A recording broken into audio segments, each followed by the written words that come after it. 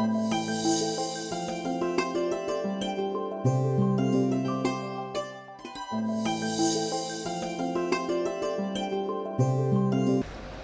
సంజీవిని ప్రేక్షకులకు నమస్కారం.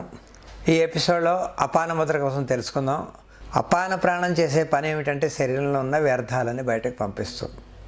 అంటే మలాన్ని త్యాగం చేయడం కానీ, బాత్రూమ్ యూరిన్కి వెళ్ళడానికి కానీ, చెమటలు రావడానికి, చెవులో గులాలు పోవడానికి, కళ్ళలో పుసులు, ముక్కుల పొక్కులు ఇవన్నీ క్లీన్ చేస్తూ ఉంటుంది. ఎప్పుడు శరీరాన్ని శుద్ధి చేయడానికి పనిచేసే ముద్ర ప్రాణమే అపాన ప్రాణం.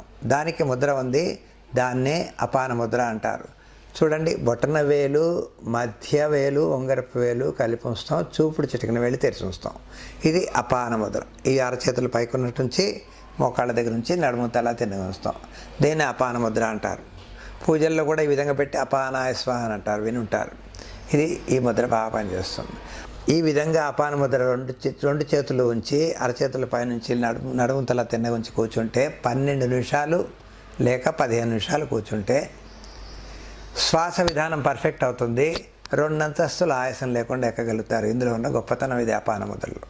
మరొకటి, మలం త్యాగం అంటే మోషన్ ప్రాబ్లం ఉన్న వాళ్ళకు కూడా అపాన ముద్ర సాధన చేస్తే ఆ సమస్య మెల్లిగా తగ్గించేస్తుంది. ఇంత గొప్ప ముద్ర ఇది. చాలా బాగా పనిచేసే సిస్టమ్ ఇది అపాన ముద్ర.